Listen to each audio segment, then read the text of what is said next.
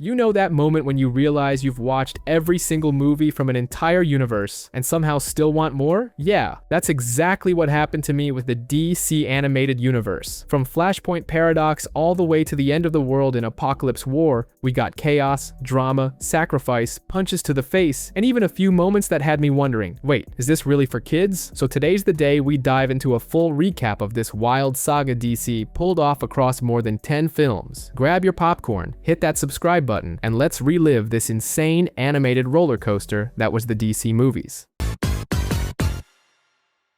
Barry Allen, the most easygoing speedster in Central City, was doing what he does best, hero on the run, literally. In the middle of trying to save a girl in trouble, he suddenly freezes, like a gas station Wi-Fi, and hears his mom's old mantra echoing in his head. Accept the things you cannot change, have the courage to change the things you can, and the wisdom to know the difference. A great philosophy for life, one Barry hadn't exactly mastered yet. During one of those random runs, because bad things always happen on the easy ones, Barry and his mom share a sweet smile at a gas station. Picture a butter commercial moment? Could have been. But no. Happiness gets cut short like a director swap mid-scene. Tragedy strikes. Nora Allen, his beloved mom, is murdered. And at her funeral, while the priest says something beautiful, Barry can only think, if he had just run faster, maybe he could have saved her. Spoiler. Guilt becomes his new hobby. That's when Barry makes a choice. If he can't change the past, he'll find a way. Because superheroes always think they can outsmart the laws of time. In Central City's Grand Flash Museum, basically a never-ending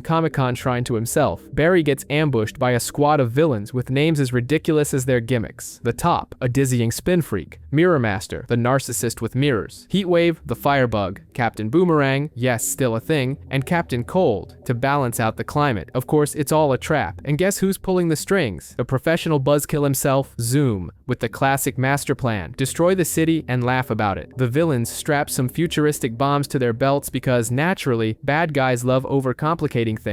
Barry's almost ready to accept he's about to be toast when the Justice League crashes in to do what they do best, steal the spotlight and save the day. Batman, Wonder Woman, Green Lantern, and Cyborg swoop in, hauling villains off like shopping bags. But Zoom leaves Barry with one last poisonous jab. You'll never be fast enough to save everyone, you fool. Barry swallows hard. The next morning, surprise, Barry wakes up to a world gone totally wrong, like seriously wrong. His mom is alive, his dad is missing, and to top it off, Atlantis and Themyscira are at war, like Game of Thrones with Wi-Fi. Desperate for answers, Barry races to find Batman, only to discover Batman is now Thomas Wayne. Yup, Bruce's dad. A plot twist straight out of a soap opera, with no powers, because hey, alternate universe rules. Barry decides to recreate the lightning accident. He douses himself in chemicals, lights up like a street vendor's fried snack, suffers through the agony, and, in true one more shot spirit, boom, powers restored. With Thomas Wayne as his unexpected sidekick, the plan is simple. Fix this timeline mess once and for all. While Barry struggles not to die again, the Atlantean-Amazonian War threatens to blow the planet to bits. Lois Lane? She's gone full undercover journalist, because of course that's just who Lois is. And Steve Trevor? He tried to rescue her, but sadly, he ended up a statistic, captured and killed by the Amazons. A tragic end for the poor guy. Superman, poor thing, is found looking scrawny, pale, and more like a TikToker than a hero, having been locked up in a lab since childhood. Still, he decides to help, even with the strength of a half-empty bag of rice. Oh, and there's a dramatic sacrifice too. Hal Jordan, future Green Lantern, tries to save the world, and fails miserably. London becomes the final battleground, with everyone fighting everyone else. Perfect setup for an apocalypse, right? Amid the chaos, Barry finally tracks down Zoom, who drops the ultimate bombshell. Barry, buddy, you were the one who screwed up the timeline by saving your mom. Devastated, sweating bullets and taking punches, Barry fights Zoom as the world literally blows up around them. Thomas Wayne, in an Oscar-worthy heroic moment, helps Barry escape. Knowing what he must do, Barry races back in time to stop his past self from saving his mother. It's a heartbreaking scene. He lets Nora go, accepting what he can't change. Now that prayer from his mom finally makes sense. Back in the present, timeline more or less fixed, Barry meets Bruce Wayne and gives him a letter from Thomas, a gift from father to son that crossed realities. Bruce reads it, tears up, Barry smiles, and we're left remembering that even at the speed of light, there are some things you just can't outrun. In Gotham City, where the kidnapping rate has hit an all-time high, and it feels like they're about to start raffling off the next victim, something new and even scarier emerges. Mysterious images are popping up everywhere. Could it be the so-called Batman, or just another urban legend to scare kids, who, by the way, are already playing I'm Batman while real danger lurks around the corner? Amid the chaos, a girl steps off the bus in full. This feels like a trap mode, makes a run for it, only to slam straight into a bizarre creature. But before he can even scream "Mommy," Green Lantern shows up, dark, sleek, and probably smelling like fresh leather. The girl gets saved, but he still says thanks with a healthy dose of suspicion, because in Gotham, even help usually comes with a hidden invoice. Meanwhile, the real Batman, yes, the OG, is hunting down a technological monstrosity, and just when it looks like he's about to fix the mess, who shows up? Green Lantern, all swagger and green glow, thinking he can fix everything with a flash of light and a ton of arrogance. The two butt heads, obviously, because Gotham is Batman's backyard, and Green Lantern thinks he runs the whole sector of the universe. Ego clash? Absolutely. And right at the critical moment, when the alien creature is about to arm a bomb, Lantern pulls the classic, "Relax, I got this." And guess what? Everything blows up. The bomb? Turns out it wasn't a bomb at all. It was a high-tech alien computer that even Lantern's cocky ring can't make sense of. Now suspicious, our heroes wonder, could this be Superman's doing? After all, when weird stuff happens, people love to blame the guy from Metropolis. Over in Central City, Dr. Stone and his squad of nerds are playing CSI with another alien device. Meanwhile, Victor Stone, his son, is trying to get his dad's attention after winning a big game. And Dad, too busy to even notice. Busier than a salesman on Black Friday. In a desperate move, Victor goes to talk to his dad at Star Labs. And surprise, the city gets hit by an alien explosion. Victor is seriously injured in the blast, right there in the lab. In a full-blown panic, because birthdays might be forgotten but crises aren't, his father saves him by grafting alien technology into his body. The result? Victor becomes half human, half machine, and 100% traumatized. Meanwhile, in Washington, Wonder Woman is finding out that being a hero in the modern world means dealing with protests and a bunch of jerks. After making everyone tell the truth, because magic lasso, hello, she takes a well-deserved break to discover the greatest modern wonder, ice cream. Honestly, it's the cutest moment amid all the looming apocalypse. Back in Gotham, Batman and Green Lantern go hunting for Superman, because of course, he's everyone's favorite scapegoat. Lantern attacks like a rookie in an RPG, and Superman nearly wipes the floor with both of them. Only Batman, with his signature glare and no-nonsense talking, manages to calm the big guy down. Then comes the big reveal. Alien boxes have been strategically placed around Earth. Cut to Apokolips, where the ever-charming Darkseid, basically the HR manager of Hell, is informed that the Earthlings have caught on to the plan. His reaction? Casually order the invasion. Portals open, parademons rain down on Earth like it's a freak storm, and Victor Stone, now Cyborg, uncovers the real plot twist. The plan is to terraform Earth into Apokolips 2.0. Amid the chaos in Washington, an unlikely team comes together. Superman, Batman, Wonder Woman, Flash, Green Lantern, Cyborg, and even Shazam, the kid in an adult's body hero, shows up to boost the squad. But then, Darkseid himself arrives, and the mood shifts from "we're winning" to "who the hell called this monster?" Green Lantern tries to play the lone hero and gets absolutely wrecked. Realizing they're a disaster when fighting solo, they come up with a plan. Blind Darkseid. After a battle worthy of a season finale in an anime, Superman is captured. Batman, with nothing but suicidal courage and a total lack of superpowers, sneaks into the Parademon's base to rescue his friend, because, you know, being rich and deeply traumatized makes you do things like that. Meanwhile, on the surface, the other heroes hold the line. Cyborg manages to open a portal back home. He just needed a spark of energy. Enter Shazam, who, fueled by the equivalent of coffee plus an energy drink, delivers the final push. In the end, Darkseid is kicked back to Apokolips, and Earth breathes a sigh of relief. The people, who just yesterday were calling the heroes a threat, now cheer them on as saviors, amid the banter and teasing, especially between Batman and Green Lantern, who bicker like high school rivals. A new feeling emerges. Something big was born here. They don't have an official name yet, but everyone knows. Together, they're stronger, and we already know the future holds something even greater for these heroes. In the kind of silence you only find in a post-apocalyptic library, Ra's al Ghul, striking his usual know-it-all pose, introduces Damian to his latest toy, the League of Assassins. Because, of course, family heirlooms can't just be an old sandal. They have to be a ninja army. According to Grandpa, the Earth needs balance, meaning,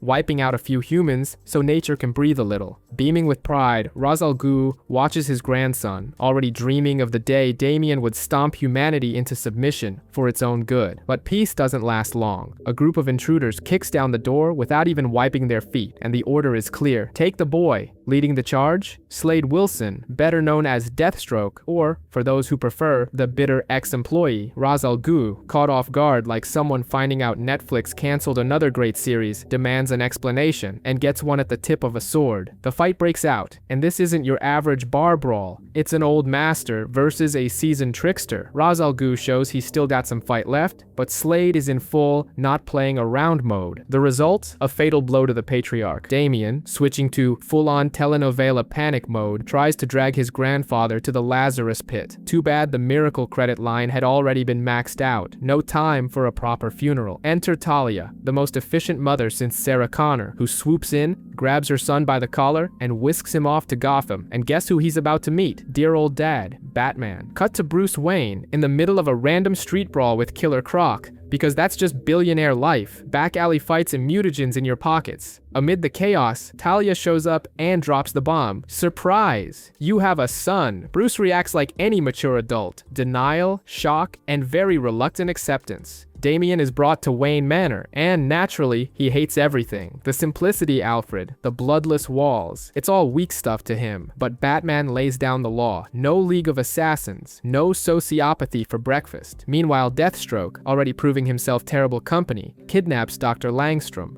All the poor guy wanted was to stay alive. But now he's a walking lab experiment for Slade's latest idea, man-backs. Because just when you think you've seen it all, genetics shows up to say, hold my beer. Batman and Damien investigate, but living together is like a bad reality show. One wants to lead the violence cheer squad, the other trying to teach that murder isn't the solution to every problem. Justice League, feel free to drop by anytime. Deathstroke's plan spirals even further into Crazy Town. He wants to build an army of animal-human hybrids to take over everything. Through spectacular escapes and brawls with flying monsters, we discover that the villain also dabbles in underground Lazarus pits. Fancy, right? Climbing icy mountains and rescuing the Langstrom family. Bruce and Damien have their moments of forced therapy, revisiting childhood traumas, loneliness, and absent parents. Typical Gotham stuff. Of course, the drama had to escalate. Deathstroke kidnaps Talia and sends a little taunting message. Damien, impulsive as only a teenage assassin can be, rushes off without telling his father. At the oil rig, because obviously normal hideouts are for amateurs. The final showdown goes down. Damien and Talia kick mutant butt like there's no tomorrow. And when it's time to settle the score with Deathstroke, Damien chooses not to kill. Who would have thought? The kid levels up about 5 stages on the Batman scale and fully embraces his role as Robin. With the day saved, Talia throws out a tempting offer. Rebuild the League. Batman, being Batman, shuts that idea down hard. The League doesn't need a makeover. It needs to be torn down. In the end, Talia accepts that Damien belongs with his father. After a tearful goodbye, seriously, even the bats in the cave got misty-eyed, Damien embraces his new home. And to wrap it all up with the perfect Saturday afternoon movie vibe,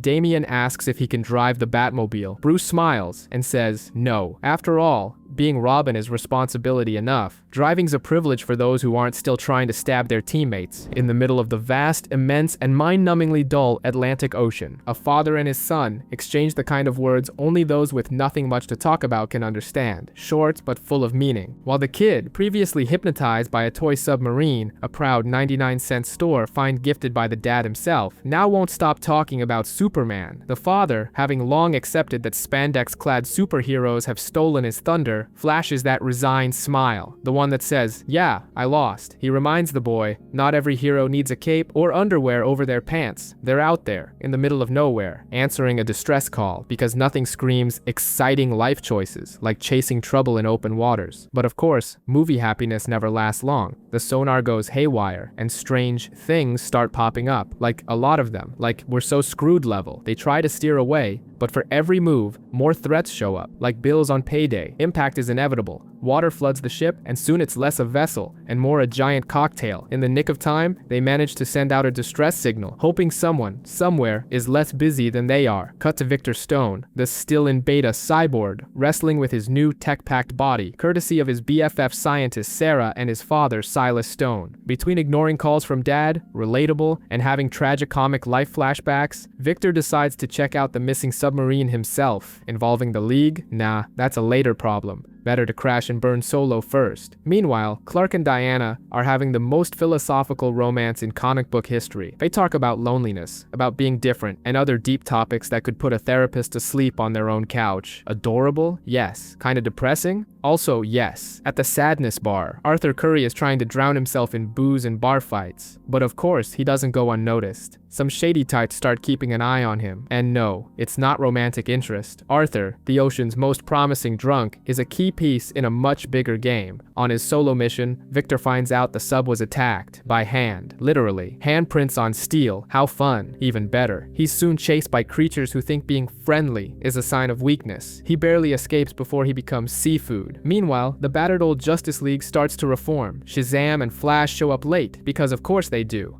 Batman rolls in grumbling about life, because social skills were never exactly his superpower. Clark tries to live a normal life. You know, normal for someone who can crush tractors with his pinky. While Diana, ever the diplomat, reconnects with Lois Lane. Sparks? Awkwardness? Both. Not even Superman is immune to that kind of tension. In Gotham, Batman resorts to his favorite educational method, violence, to squeeze information out of Scarecrow's goons. Enter Green Lantern, because the guy never takes a vacation from goofing around. The result? Barely any useful intel, and a lot of frustrated growling. During their investigation, Victor and Batman uncover what every comic book fan already knew. Atlantis isn't just a bedtime story. And guess what? The Atlanteans are really pissed at the surface world, like, let's start an underwater world war pissed. Meanwhile, Arthur, still thinking he's just a messed up drunk, gets a visit from Mera, sent by Queen Atlanta herself, to drop the biggest plot twist of his life. He's the lost prince of Atlantis. Surprise! Arthur does what any responsible adult would do when faced with destiny.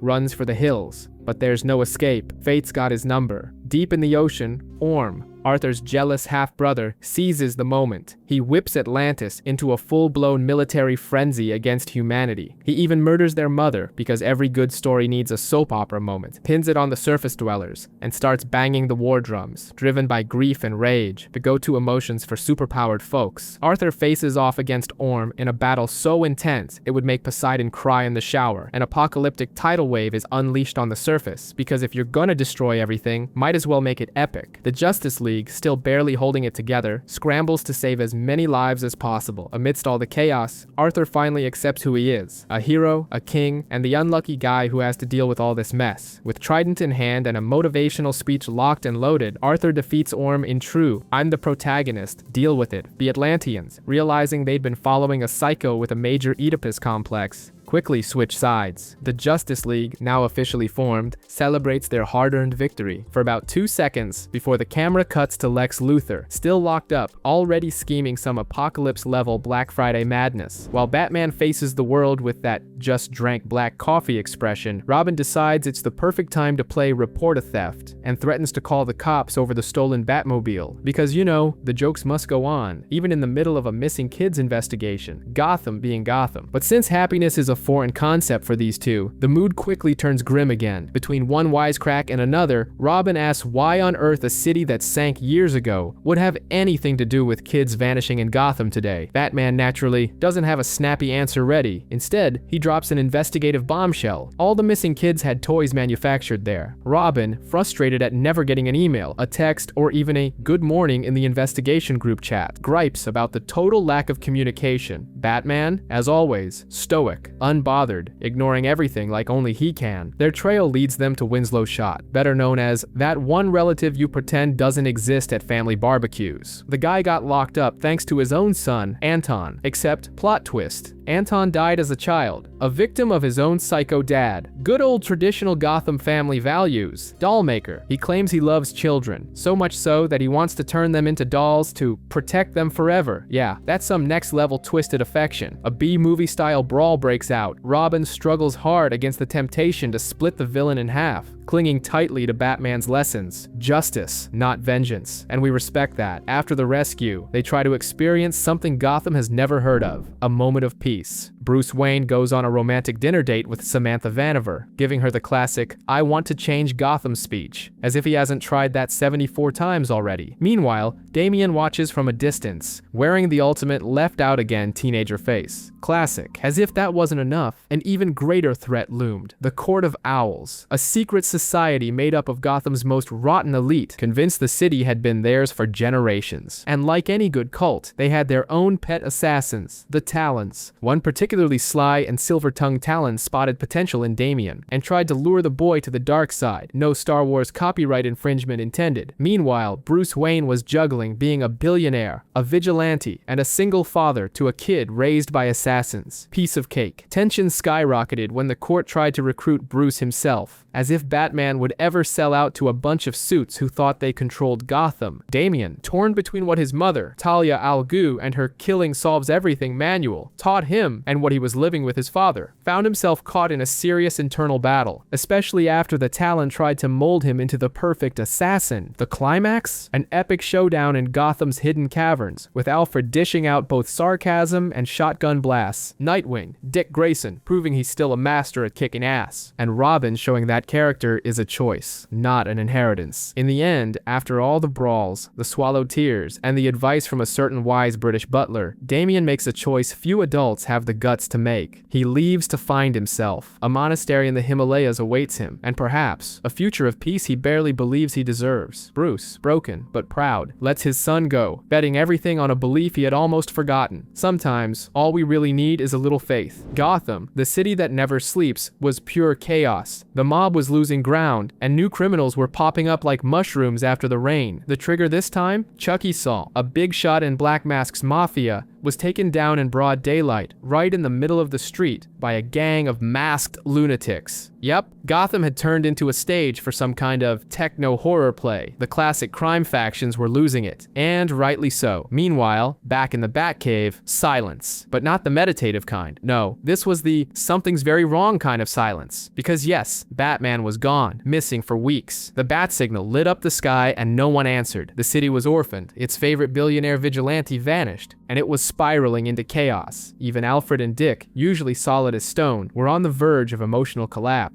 And who could blame them? It's not every day the Bat disappears and leaves the city to fend for itself. And if that wasn't enough, Kate Kane, our armored Batwoman with a suitcase full of unresolved trauma, decided to do what Bruce would do: investigate until it hurts. Along the way, she relived her personal trauma playlist: dead mother, missing twin sister, and guilt galore. Her talks with Dick Grayson revealed a more human, more broken Kate, and paradoxically, someone closer to Batman than she'd like to admit. Deep in Gotham's underbelly, where sunlight fears to tread, a new player entered the board: Heretic, a walking tank of testosterone and unresolved daddy issues, flanked by the deadly and loyal Onyx. This guy knew Batman's every move, every secret, like he had read the manual: How to Be Bruce Wayne in 10 Steps, and one childhood trauma. And guess who ended up in his clutches? Damian Wayne. Yep, our little sociopath known as Robin. But the real kicker? Heretic turned out to be his clone, a jacked up doppelganger with an existential crisis and plans to suck Damian's consciousness dry. Like an anime villain monologuing about inner emptiness. For the first time ever, the kid felt real fear, and rightfully so. Facing a bulked up, unhinged version of yourself isn't exactly a walk in the park, and while all hell was breaking loose, Bruce Wayne, oh, Bruce, very much alive, just mentally hijacked by his favorite psycho ex, Talia al Ghul, brainwashed to become a living weapon at a global summit, because if you're gonna be a pawn in a world domination scheme, might as well do it in style in a tailored suit. But then, the Bat family had had enough. With Batwoman calling the shots, Batwing, Nightwing, and Robin crashed the summit in full Mission Impossible minus Tom Cruise mode. All hell breaks loose. Fights, betrayals, motivational speeches, family drama, and Bruce, caught in the middle, battling his own mind. And guess what? It worked. Thanks to an emotional plea from Damien and Dick, Bruce broke free from the mind control. Because in the end, love and trauma always win. Talia? She fled, of course, like any good villain who knows when the plot is turned against her. In the rubble, the Bat family reunited, exhausted, battered, but alive. For the first time in forever, Bruce showed emotion. The world didn't end. Gotham survived. And not just because of Batman, but because of the dysfunctional family he built, whether he liked it or not. Angela Chen, that reporter who probably thought she'd spend her career covering ribbon cuttings and cocktail parties, suddenly finds herself in the middle of absolute chaos. The Justice League is unveiling their brand new Hall of Justice, which, let's be real, is basically a giant please attack us beacon. And guess who crashes the party? Lex Luthor and the entire Legion of Doom. No, they were definitely not on the VIP list. Superman tries to keep it classy, reminding Luthor that technically they threw the first punch. You know, real festive atmosphere. Cue all-out brawl. Solomon Grundy does what he does best, smashing everything and everyone until he takes a Grundy smash to the face, strong enough to sedate an elephant, and decides to take a little nap. Meanwhile, Robin, because of course there's always a Robin who thinks he's the greatest thing since sliced bread, takes it upon himself to manage the crowd. In his mind, civilians are just pathetic sheep, and his arrogance is off the charts because, well, I'm Batman's son, and this city basically belongs to me. Superman and Wonder Woman do their best to keep things from escalating into full-blown civil war, but honestly, it's a lost cause. Damian Wayne, that walking teenage thundercloud with the charm of a wet cat, decides to go full rebel. Ignoring Batman's orders because nobody tells me what to do, he launches a missile into the middle of the chaos. Yeah, because things weren't already bad enough. Just when you think the disaster can't get any worse, one of the villains decides to play Dark Harry Potter and summons some seriously heavy magic. Raven immediately feels the bad vibes of Azarath kicking in, because guess what? Daddy Trigon is knocking at the multiverse's door for an uninvited little family reunion. In the middle of the mayhem, Damian throws a tantrum, picking fights with Batman and Wonder Woman, which ultimately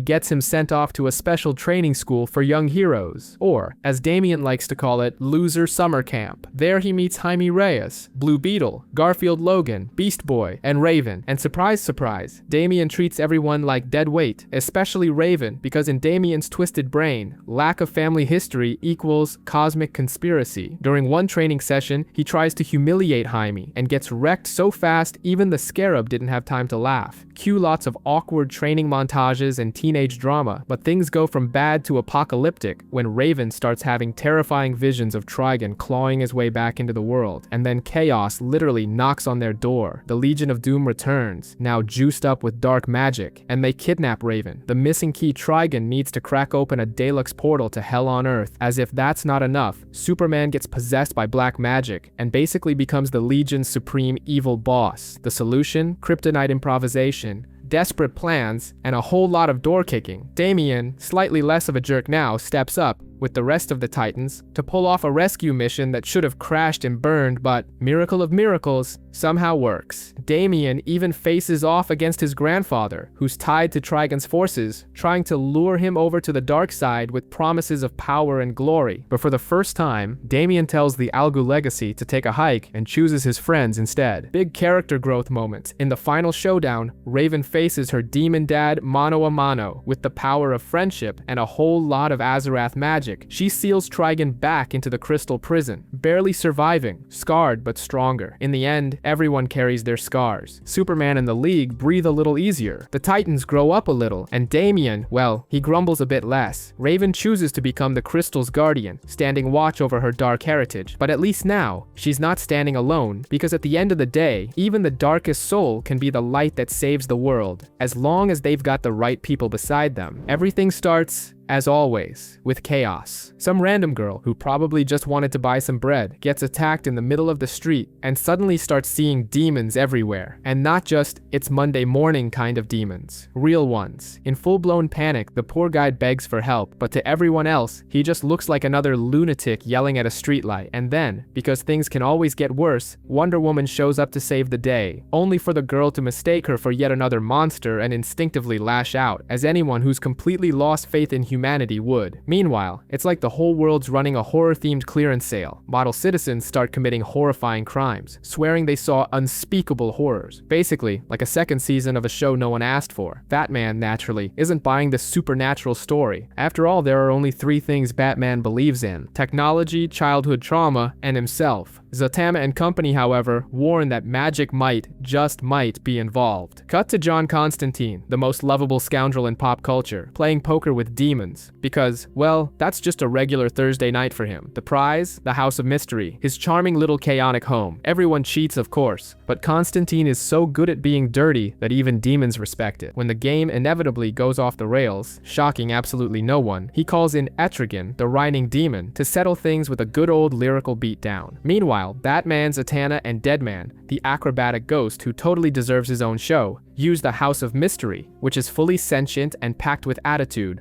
to track Constantine down. Tension? Always. Because when the problem involves out-of-control magic and demons crawling out of the woodwork, it's a safe bet John's right in the middle of it. Investigating a house straight out of a horror special, Constantine and Zatanna find traces of some heavy-duty magic, using a mystical artifact, because seriously, when do they ever use something normal? Constantine taps into the victim's memories and uncovers an unknown entity causing the demonic visions. Tiny problem, the process almost scares Zatanna to death, and nearly pushes her straight into the dark side. Chasing down answers, they seek out Richie, a former Constantine ally, and find him barely clinging to his humanity, already half consumed by magical forces. The investigation heats up. The name Felix Faust surfaces, a sorcerer about as trustworthy as a telemarketing call. To get to him, they enlist Swamp Thing, who agrees, but only after a lot of grumbling. In the big showdown, Zatanna proves she's seriously powerful, but she also lets slip a glimpse of a darker side that leaves everyone a little nervous. In the end, they discover that while Faust is definitely a major pain, he's not the big bad behind everything. The real betrayal comes from where they least expected. Richie, corrupted by a certain dreamstone, pulls a full-on Loki move and turns on the team. He's been orchestrating the whole mess to bring back Destiny, a malevolent entity with totally chill plans like, oh, just conquering the world through nightmares. Destiny returns full of swagger, taking over cities, and even a few Justice League heroes, because honestly, what's a villain without a little megalomania? Constantine, Zatanna, Deadman, and Etrigan cook up a plan that's more suicidal than strategic, launch a distraction attack using Deadman and Swamp Thing, while the others try to neutralize Destiny.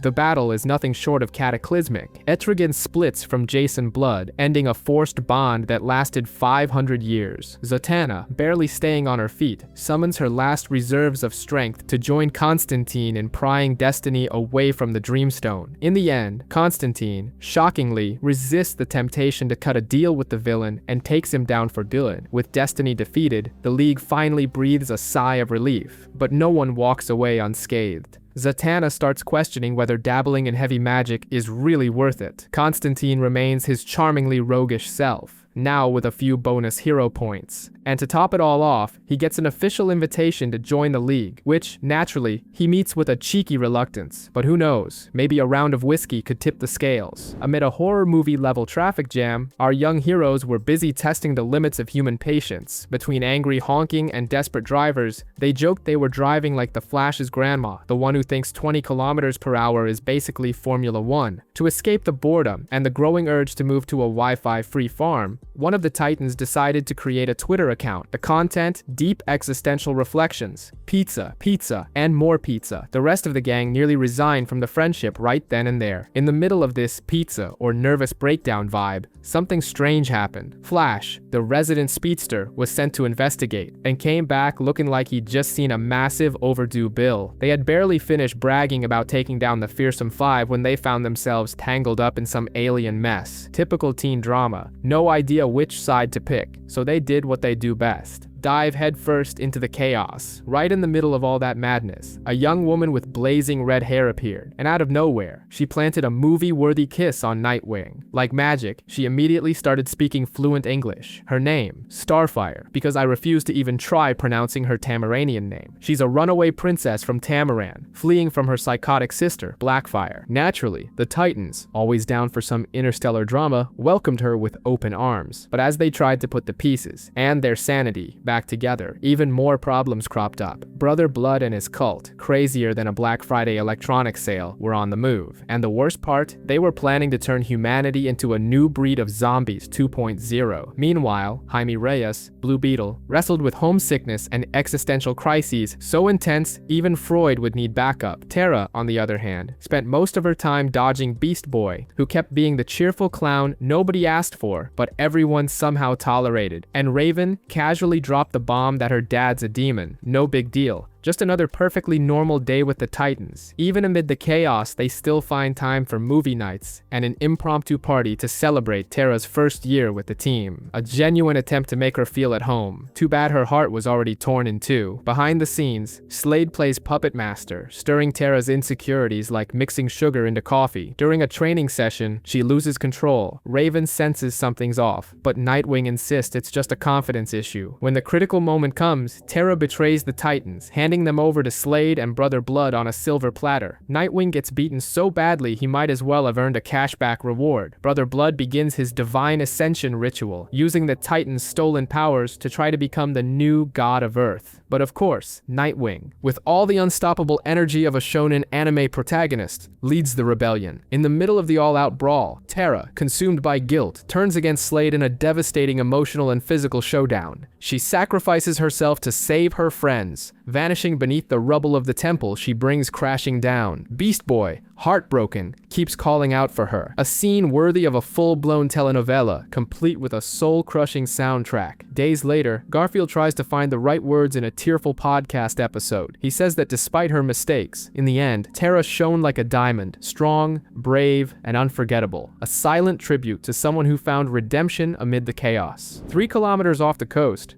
practically the safe distance between sanity and hell, Vertigo is still struggling to keep the ship steady. Meanwhile, Manta, that boss every company dreads, starts rallying the team of the desperate. The commotion begins. Floyd is ready, set, and vaccinated, which is more than can be said for Punch and Julie, who look more lost than Wi-Fi in the middle of the ocean. Between trading barbs, passive-aggressive jabs, and comments that could make even a therapist retire early, the tension is so thick, you could slice it with a butter knife. The reason, obvious. Everyone wants to be the boss without having the resume for it, but the real bombshell drops right in the middle of the chaos. The new target is Tobias Whale, a second-tier crime boss holding a flash drive so explosive it could easily be sold on the dark web as a corporate secret. With direct orders and Waller's classic fail and die pep talk, the merry band of misfits heads into action. Vertigo drops the crew into the battlefield like he's delivering pizza, fast, dry, and with zero guarantees. The fists start flying, and Deadshot, as always, proves he's the only one who actually read the job description. But of course, expecting things to go smoothly would be way too optimistic. Vertigo decides to switch sides mid-game. And yes, turns out he and Julie had a thing going on behind everyone's backs. Plot twist, telenovela level. Julie tries to play the innocent, begging Floyd not to let Waller take her out, throwing Vertigo under the bus faster than you can say betrayal. But baby, once Waller decides it's cancellation time, no tears or prayers will save you. One less name on the payroll. With the battlefield a little less crowded, new names make it onto the "This Will End Badly" list. Killer Frost, Copperhead, and Bronze Tiger. 3 unique talents, each one a walking disaster. And Waller, ever the Apokolips level HR manager, makes it clear. This time, it's personal. The objective? Recover a lost card that promises a VIP exit from hell. Whoever invented it clearly never had to deal with a bank, but here we are. The first step of the new mission is finding Steel Maxim, a former Dr. Fate, who's now pretty much a walking punchline. The trail leads to a show so bizarre, it could make Vegas look understated. And there, the ugly truth jumps out. The card is real, and literally a backstage pass to the afterlife. To make matters worse, guess who else wants it? Vandal Savage and Zoom, the latter somehow still kicking, even though Death seems to be on a sabbatical. What follows is a full-blown horror show. Betrayals pop up like weeds. Savage proves he's a premium-grade scumbag by implanting the card inside his own body, making it impossible to retrieve without a little light murder. Zoom naturally isn't about to pass up the chance to push his half-baked plan forward. bored, even half dead. Killer Frost, cool and lethal like a spoiler in the family group chat, handles the situation her way. She freezes Savage and plunges everything into chaos, and instead of becoming the office hero, she pulls the classic ghost move, disappearing with the card tucked under her arm, leaving everyone behind like extras on a cancelled show. What started as a chance at redemption mission ends in the usual way: betrayals, death, and the bitter taste of never trust your co-workers. Deadshot, now holding the card, faces Waller with that look that says he knows it doesn't matter what he does, hell is just around the corner. And in the end, tired, grumpy, and half-broken, he mutters the last line: maybe, just maybe, they'll meet in heaven if the GPS doesn't screw it up. Everything begins, as it often does, in Metropolis, a city that seems to attract disaster like a magnet. This time, the chaos takes the form of a high-profile hostage situation at City Hall, staged by thugs armed to the teeth with advanced tech that clearly reeks of Intergang's dirty handiwork. The criminals lounge around, cocky and waiting for some caped do-gooder to crash their party. And right on cue, soaring in like he doesn't have a single bill to pay, comes Superman. Before the crowd can even finish snapping selfies of the chaos, the Man of Steel disarms the futuristic weapons, rescues the mayor, and delivers his classic no-nonsense speech: "No one destroys my city and gets away with it." After the dust settles, Superman runs into a few old friends. Bibbo, the city's most beloved retired sailor, asks for a photo to hang in his new bar. The Aso Clubs, Jimmy Olsen, the unluckiest photographer in the galaxy, actually manages to get the shot on the first try, for once. Superman flashes a warm smile, but doesn't linger. Good heroes, after all, don't have time to sip coffee. Meanwhile, cleanup duty, yet again, falls on the Flash. Grumbling like the lazy speedster he is, he makes a troubling discovery. The criminals' weapons aren't just random high-tech junk. They're a hybrid of Earth technology and components from Apokolips, the kind of thing that even gets Batman's red alert sensors blinking. Solution? Time to call in the experts, Silas Stone and John Irons. On the personal front, Superman tries to juggle hero work with his love life, setting up a date with Lois Lane. She shows up in full flirt-by-teasing mode, joking that he's starting to look old. But today's conversation is serious. Lois wants to reveal Superman's true identity to the world, the last son of Krypton. During a tour of the spaceship that brought Kal-El to Earth, they activate a crystal, and, surprise, a holographic Kryptonian caretaker appears, offering a treasure trove of information about the House of El and Kryptonian lineages. A spectacle enough to leave even the sharpest reporter speechless. Lois is moved, of course, but the journalist in her kicks in. A groundbreaking expose is coming. Meanwhile, deep inside Clark's mind, a different dread grows, introducing Lois to his human parents. Clark, predictably, freezes up, because opening your heart can be harder than fighting an alien warlord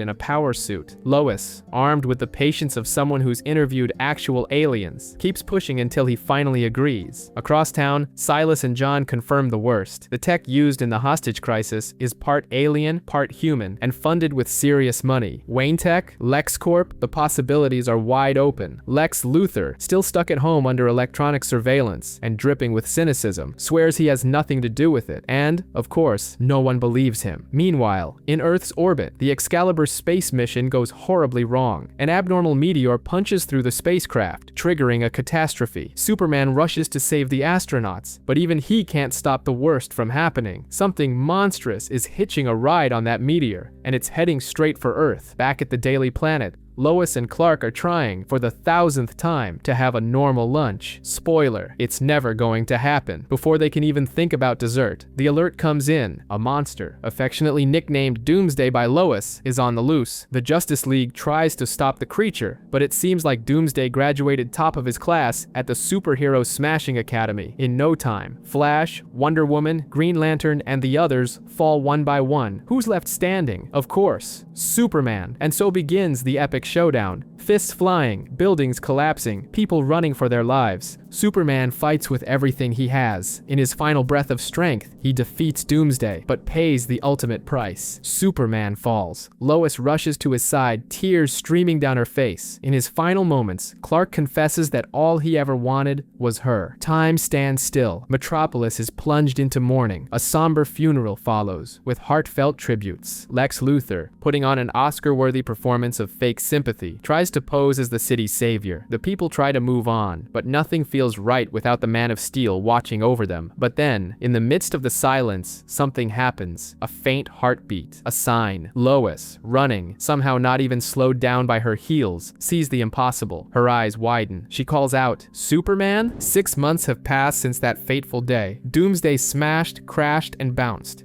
And the world is still deep in mourning. After all, it's not every day that Superman, the last Boy Scout of Earth, bites the dust. In the vacuum left behind by Kal-El, a few big shots have stepped up, trying to fill the gap, or at least snatch a few minutes of fame. One of them is G. Gordon Godfrey, an old-school influencer, or so he thinks, who decided the latest hype is to tell the supers to hit the road and convince everyone they can be their own hero, because apparently trusting the Justice League or the Titans is for suckers now. Meanwhile, Kent Grant, never one to miss poking at open wounds, interviews Godfrey, who's more sour than spoiled lemonade. He trashes the new Supermen that popped up out of nowhere. Spoiler alert, despite the hate, these newbies are actually doing a decent job. But then disaster strikes the Excalibur shuttle, and suddenly everyone's wondering, trusting these 2.0 supers. Is it a death wish? On the other side of the heartbreak, Lois Lane is barely holding it together. She misses Clark with a pain that not even a soap opera could dramatize enough. To make it worse, Lois Lane quits the Daily Planet because staring at Clark's empty chair every day wasn't exactly good for his mental health. The Kents visit Lois, and amidst the tears and memories, a theory emerges. What if one of these new Supermen is Clark on some kind of DLC mode? Lois wants to believe, but deep down, she knows she'd recognize her man even dressed as a zombie. Desperate for answers, she teams up with Wonder Woman for an impromptu therapy session. Over coffee, laughs, and emotional confessions, they realize even the Justice League has no clue who these new supers are. So Lois, being Lois, decides she'll crack the case herself, because relying on anyone else? Yeah, no thanks. Meanwhile, at LexCorp, Lex Luthor, still the reigning soap opera villain, unveils his latest monstrosity, a Superman straight off the LexCorp assembly line, a clone to be specific, because nothing says trust me like a Superman made by a bald megalomaniac obsessed with killing the real deal. A guy named Donovan tries to spill the beans, but Lex shuts him up real quick, and from this madness, Superboy is born, a teenage clone with super strength and a TikTok brain, impulsive, arrogant, and annoying Lex just enough to make it entertaining. But wait, there's more. Enter the Eradicator, a sunglasses-wearing hardline moralist Superman who's basically that uncle who won't shut up about how things were better back in my day. He sees himself as the ultimate guardian of Krypton's legacy, and, spoiler, he's actually protecting the real Superman's body while it slowly recharges.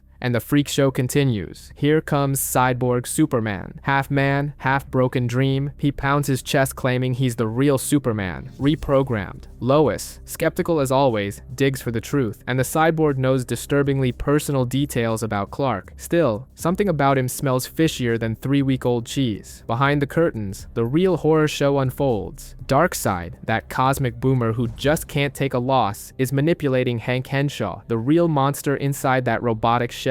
Darkseid promises him the full revenge package. Henshaw launches his own villainous startup, Cyborg Corp, offering free upgrades to the masses. Meanwhile, Superboy flips out when he learns he's made from half Superman DNA, half Lex Luthor. Cue the soap opera level drama. Everything hits the fan when Henshaw opens portals to Apokolips and starts turning Metropolis into a molten parking lot. But hold up, reinforcements are on the way. Steel, the engineer uncle with his homemade battlesuit, shows up, and of course, the real Superman wakes from his Kryptonian power nap, ready to throw hands. In the chaos of the final battle, Lois, Superboy, Steel, Eradicator, yep, he joins in too, and Superman himself take the fight to Henshaw in an all-out space brawl. Ribs are broken, sacrifices are made, and in the end, Darkseid gets another cosmic middle finger for now. Back on Earth, life slowly starts piecing itself together. Clark Kent returns, saved by Martian Manhunter, the ride-or-die friend everyone wishes they had. Superboy is officially adopted by the Kents, meaning endless homemade pies and moral lectures are now part of his life. But it's not all sunshine and rainbows. Darkseid's still out there lurking, and our heroes know the next storm is just a matter of time, because as Clark Kent always says, and we pretend to believe, hope never dies. It was supposed to be a normal night. Well, normal for someone with millions in the bank who gets bored easily at fancy parties. The event buzzed with champagne, designer clothes, and absolutely zero problems, for now, until Bruce Wayne showed up, wearing the classic "I I'd rather be anywhere else look. His entrance killed the vibe like someone yanked the plug on the music. Amid the sea of suits, Alfred, Bruce's butler, advisor, and unofficial therapist, discreetly brought some worrying updates. But since even Batman deserves a night off, he suggested Bruce enjoy himself. Spoiler, it wouldn't last long. While trying to complete the near-impossible mission of socializing, Bruce locked eyes with Selina Kyle, looking effortlessly elegant and carrying that air of knowing more than she let on. Between teasing and subtle hints, it was obvious. Their cat-and-mouse game was still very much alive. Their conversation was soon joined by Thomas Elliot, Bruce's childhood friend turned famous surgeon, who momentarily brought a touch of civility for about 5 minutes. The announcement that Bane had kidnapped a boy shattered any illusions of a normal night. Without hesitation, Bruce ditched his champagne glass and shifted into hero mode. Gotham plunged into chaos. Bane, powered by a new and unstable version of the Venom formula, was stronger and more unhinged than ever. His clash with Batman was brutal, ugly, and painful. In the end, the boy was saved, but Bane made one thing clear. The real danger wasn't just physical, something was deeply wrong with his mind. Just when it seemed the night couldn't get any worse, Lady Shiva arrived to drop another bombshell. The League of Assassins was embroiled in a civil war, and someone unknown had tampered with the Lazarus Pit. Because hey, it's Gotham, there's always room for more disaster. Digging for answers, Batman found Catwoman during one of their classic rooftop chases. Flirtations flew as usual, but the playfulness ended fast when Selina was captured, and Batman was badly injured. As always, Alfred stepped in to save the day, dragging Bruce to Thomas Elliot, who performed emergency surgery. Barely recovered, Bruce dove right back into action. While investigating Bane's transfer to Blackgate Prison, he witnessed the inevitable. Bane, now immune to sedatives, staged a spectacular escape, and if that wasn't bad enough, Poison Ivy entered the scene, using her enhanced botanical powers to manipulate Superman. The solution was risky. With Catwoman's help, Batman managed to free Superman, saving the day through a mix of improvisation and sheer luck. In the process, they discovered Ivy wasn't the real mastermind. She was being used too by an even bigger threat who called himself Hush. Between chases and revelations, Bruce and Selina grew closer than ever. In one of the most symbolic moments of their story, Bruce revealed his true identity to her. Selina accepted it with quiet complicity, and at last, they allowed themselves to live what had always remained just out of reach. But Gotham doesn't let love stories bloom. During yet another gala event, Harley Quinn crashed the party looking for the Joker, who, believe it or not, was actually innocent this time. Batman, on the verge of breaking his own moral code, nearly killed the Joker, but was stopped at the last second by Jim Gordon. The pieces started falling into place. Thomas Elliot was dead, but the true Hush turned out to be the Riddler. After plunging into a Lazarus pit, Gotham's old nemesis gained more than just a second chance at life. He was consumed by delusions of grandeur. The final showdown was bloody and deeply personal. Even after everything, Batman tried to save the Riddler, because being who he is means never giving up on saving lives, even those who don't deserve it. It was no use. The Riddler died anyway, and with that, everything fell apart. Selina realized that loving Batman meant living forever in the